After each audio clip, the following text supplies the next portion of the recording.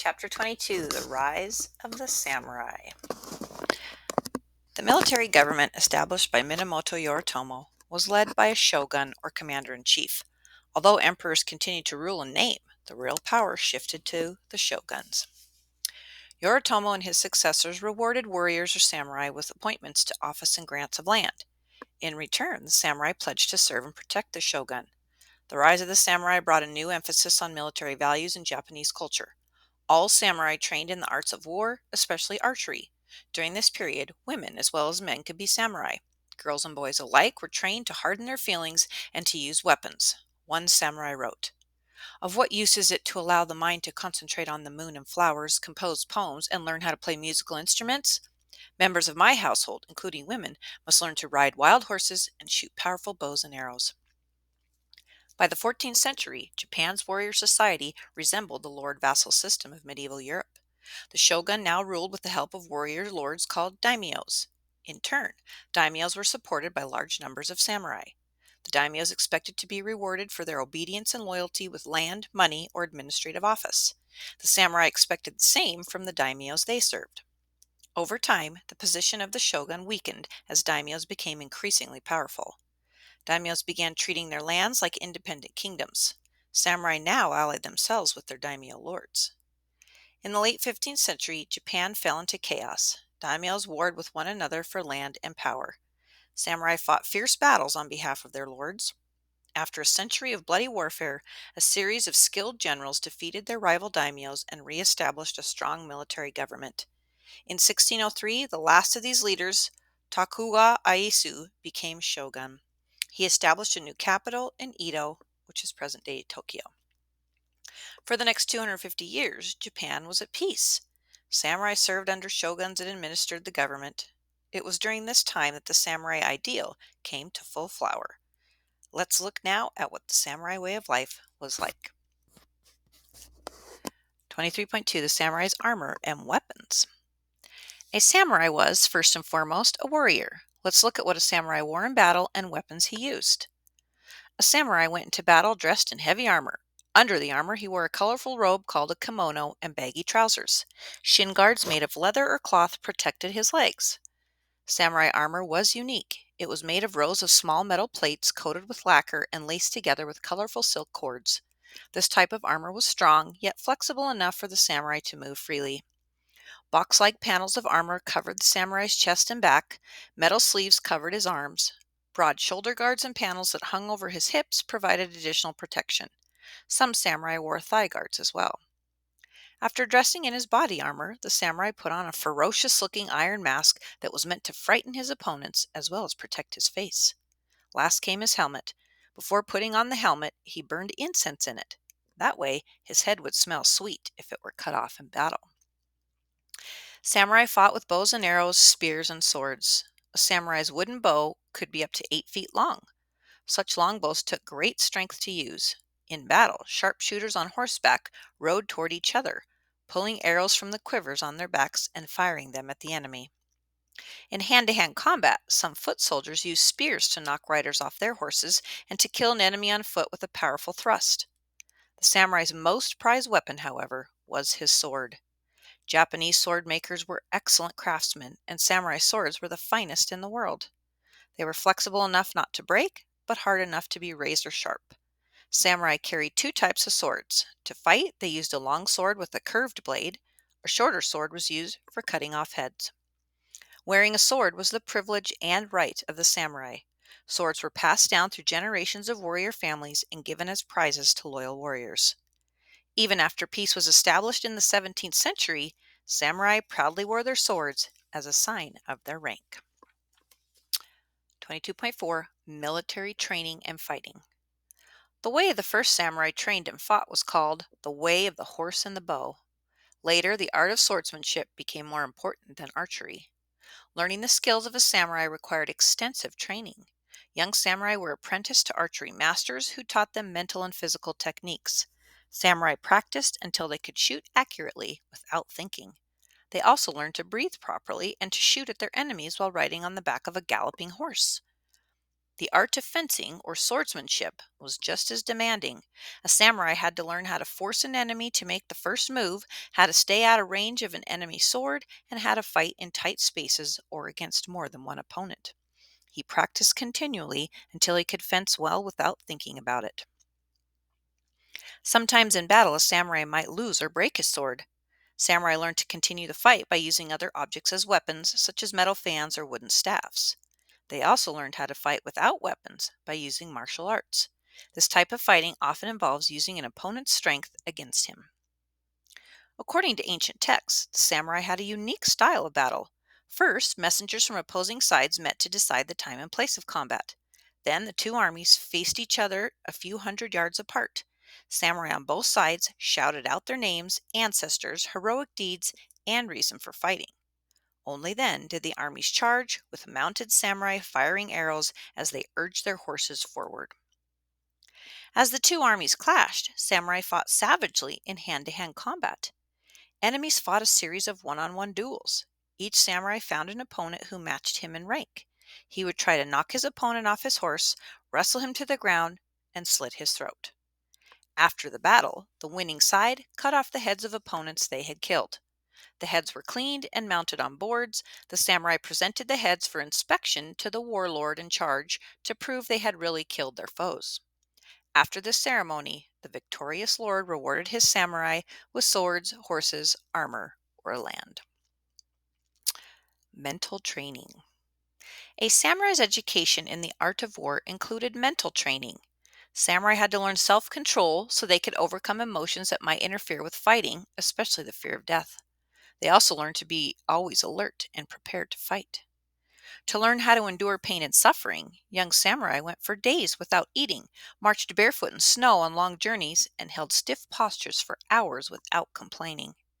To overcome the fear of death, they were told to think of themselves as already dead. Here's what some samurai were told. Meditation on inevitable death should be performed daily. Every day when one's body and mind are at peace, one should meditate upon being ripped apart by arrows, rifles, spears, and swords, being carried away by surging waves, being thrown into the midst of a great fire, being struck by lightning, being shaken to death by a great earthquake, falling from 1,000-foot cliffs, dying of disease, or committing seppuku at the death of one's master. Samurai could never relax. An attack could come when it was least expected, even when a samurai was playing music or dancing. For this reason, samurai had to develop a sixth sense about danger. This came from long and grueling training. The experience of one young samurai illustrates this kind of training. The young man's fencing master used to whack him with a wooden sword throughout the day whenever he least expected it. These painful blows eventually taught the young man to always stay alert. Teachers also told stories about being prepared. One story was about a samurai who was peacefully writing when a swordsman tried to attack him. Using his sixth sense, the samurai felt the attack coming. He flicked ink into his attacker's eyes and escaped. In another story, a samurai woman who was suddenly attacked thrust a piece of rolled up paper into her attacker's eyes and gave a war shout. Her attacker ran away. Training in writing and literature. By the more peaceful 17th century, samurai were expected to be students of culture as well as fierce warriors. Two important aspects of culture were writing and literature. Samurai practiced calligraphy, the art of beautiful writing. A calligrapher's main tools were a brush, a block of ink, and paper or silk. The calligrapher wet the ink block and rubbed it on an ink stone until the ink was the right consistency. Then he carefully drew each character with his brush. Samurai also wrote poetry. One famous samurai poet was Matsuo Basho. He invented a new form of short poetry that was later called haiku. A haiku has 3 lines of 5, 7, and 5 syllables, making 17 syllables in all. A haiku poet uses images to suggest an idea or create a mood. Basho added to the beauty of haiku by choosing simple words. Training for the tea ceremony. Another aspect of culture that samurai studied was the tea ceremony. Tea ceremony fostered a spirit of harmony, reverence, and calm. It also served as an important way to form political alliances among samurai. Each step of the ceremony had to be performed a certain way. A tea master invited guests into a small room. They entered through a doorway so low they had to crawl. The tea room was very simple. The only decorations were a scroll painting or an artistic flower arrangement. Guests sat silently watching the master make and serve the tea. They then engaged in sophisticated discussions as they admired the utensils and the beautiful way the tea master had combined them.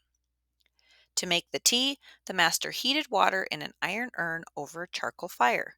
Then he scooped powdered green tea from a container called a tea caddy into a small bowl.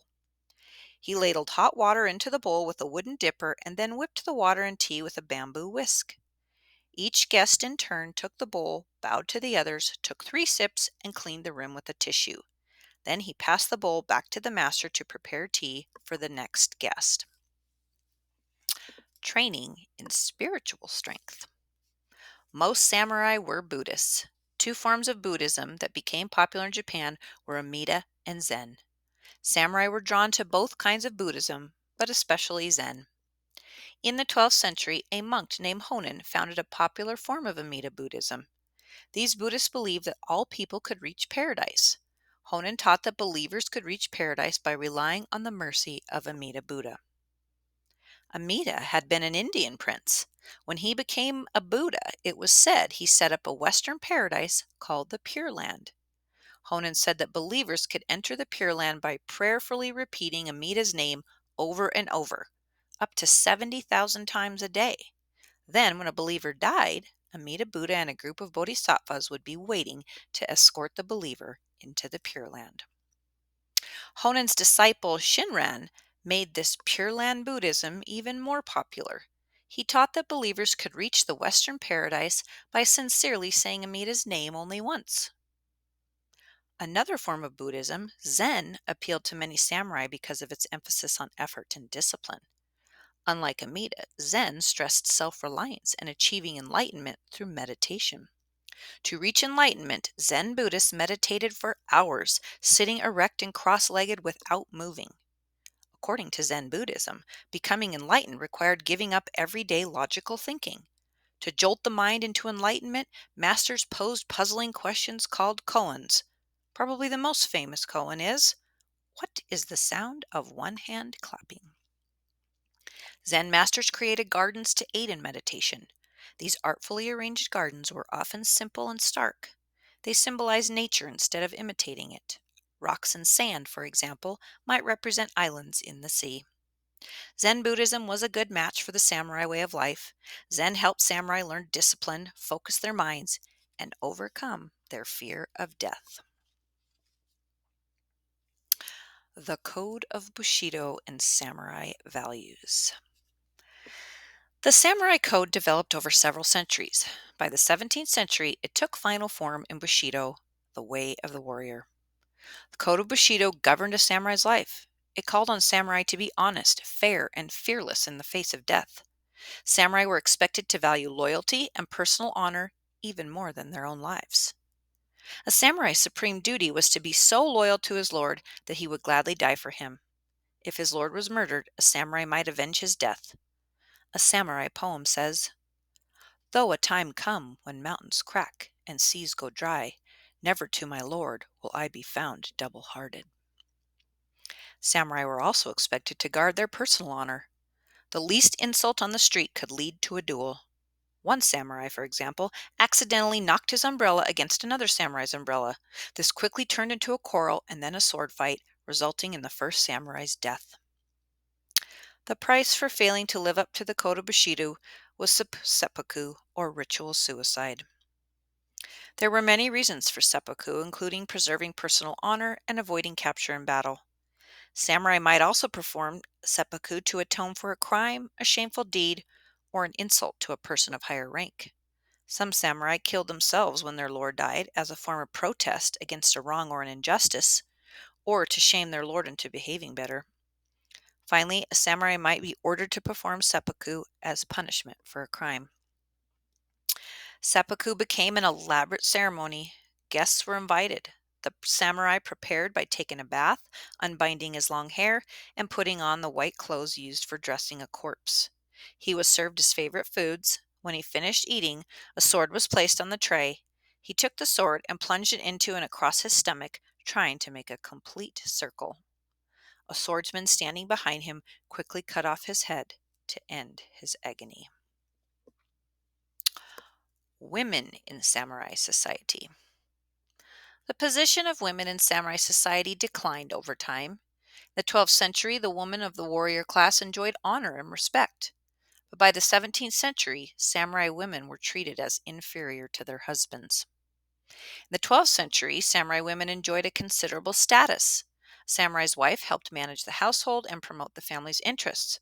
When her husband died, she could inherit his property and perform the duties of a vassal. Though women rarely fought, they were expected to be as loyal and brave as men. Some women, like Tomo Gozen, did take part in battles alongside men.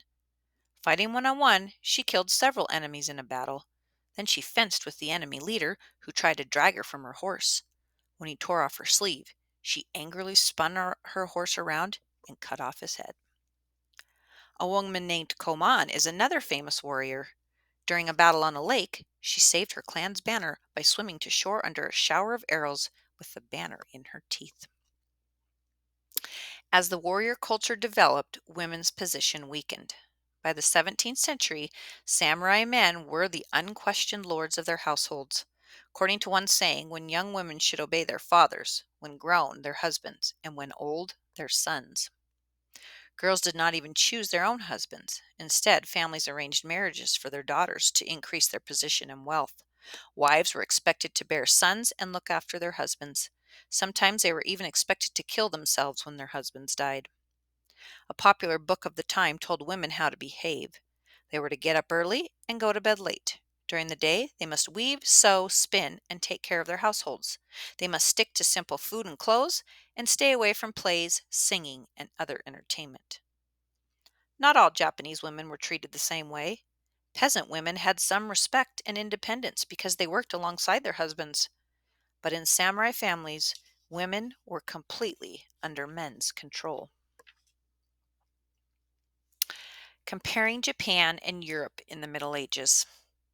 The Japan of the samurai were both like and unlike Europe during the Middle Ages. In both societies, ties of loyalty and obligation bound lords and vassals. Both had rulers who rose to power as military chiefs, but in Europe, a military leader, like William the Conqueror, ruled as king. In Japan, the shogun ruled in the name of the emperor. The daimyos of Japan were like the land-holding lords of Europe. Both types of lords built castles and held estates that were worked by peasants. Both the samurai of Japan and the knights of Europe were warriors who wore armor, rode horses, and owned land. Just as European knights had a code of chivalry, the samurai had the code of Bushido. The samurai code, however, was much more strict since it demanded that a samurai kill himself to maintain his honor. The influence of samurai values and traditions on modern times. Japan's warrior society lasted until 1868, when political upheavals restored the power of the emperor. Modern Japan still feels the influence of the long era of the samurai. In the 1940s, the Japanese who fought in World War II stayed true to the warrior code. Many soldiers killed themselves rather than surrender. Suicide pilots crashed planes loaded with explosives into enemy battleships.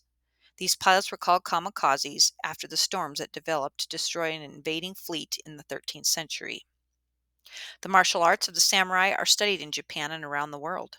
Sports like judo and fighting with bamboo swords reflect samurai discipline and skill. Other elements of samurai culture persist today. People in Japan continue to write haiku and practice calligraphy. Zen gardens in the tea ceremony remain popular. And the samurai ideals of loyalty to family and respect for rank are still alive in modern Japan.